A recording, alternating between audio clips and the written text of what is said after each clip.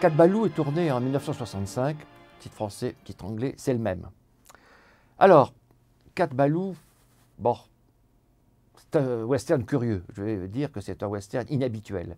Il est inhabituel d'ailleurs dès le départ, parce que quand on voit la statue habituelle de la Columbia, vous savez que la statue de la liberté un peu figée, il n'y a que Tex Avery qui avait commencé à faire souffler le vent qui lui soulevait ses jupes et ça permettait de voir ses cuisses. Ça, Tex Avery avait toujours beaucoup d'idées.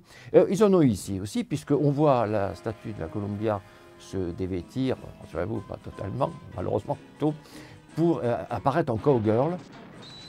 Pourquoi pas? Pour nous montrer qu'il s'agit d'un western, ça on l'avait un peu compris, mais que ça ne serait pas un western dans la tradition de, disons, de la prisonnière du désert ou de Rio Bravo. D'ailleurs, le roman de Roy Chancellor, nous le connaissons fort bien comme romancier, puisqu'on lui doit l'un des très bons romans, surtout l'un des admirables films westerniens, qui est Johnny Guitar. C'est l'auteur de Johnny Guitar. Et le roman est sérieux, Johnny Guitar. Et le roman de Cat Ballou est sérieux aussi. C'est le scénario qui l'est moins. Ils ont souhaité, à la Columbia, détourner un peu le western. Pourquoi? Parce que, remettons-nous en 1965, le western traditionnel commence à disparaître. On a vu arriver Peckinpah, on voit arriver le western italien. Le western n'est plus comme avant. Les gens en ont peut-être assez de voir les westerns traditionnels qu'ils voient toute la journée à la télé, où ils sont gorgés de vieilles séries westerniennes, qui ne sont d'ailleurs pas inintéressantes, mais qui sont un peu classiques pour eux. Donc, on est plutôt western parodique. Donc, c'est le cas de Cat Ballou. Il y a d'ailleurs eu des changements d'interprétation. Au départ, ils avaient envisagé Anne-Margaret et Kirk Douglas.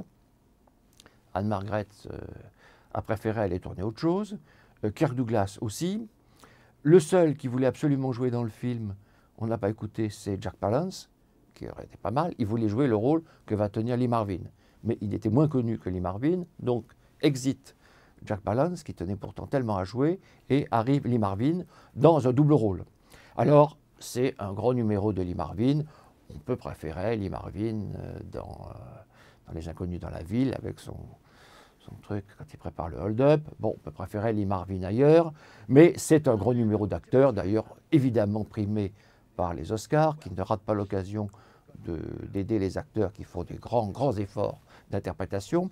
Et ce qui est curieux aussi, c'est que ce film a une renommée exceptionnelle, puisqu'il fait tout de même partie, et ça j'avoue quand je l'ai appris, ça m'a tout de même surpris, l'American Film Institute a fait une liste des meilleurs westerns. Il est dans les 10 meilleurs westerns.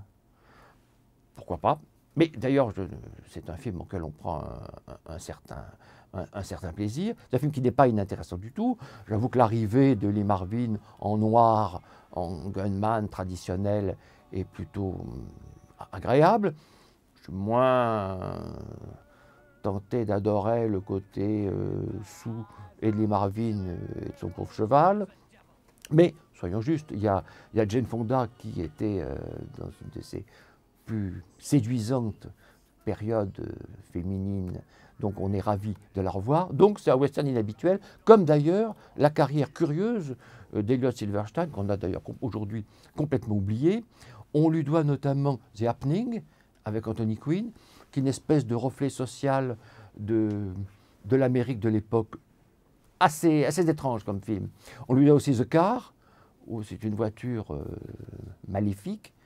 Donc ce n'est pas un cinéaste inintéressant, ça se voit ici. Alors, si on aime le western traditionnel, complètement puriste, on peut être surpris, ça ne veut pas dire qu'on n'aimera pas le film, on peut être surpris. Si au contraire on se dit que le western était un genre un peu figé et qu'il est bon de temps en temps de le bouger, eh bien je pense qu'on verra un réel plaisir. J'espère en tout cas que c'est celui que vous allez prendre ou que vous avez pris en voyant Cat Ballou d'Elliot Silverstein.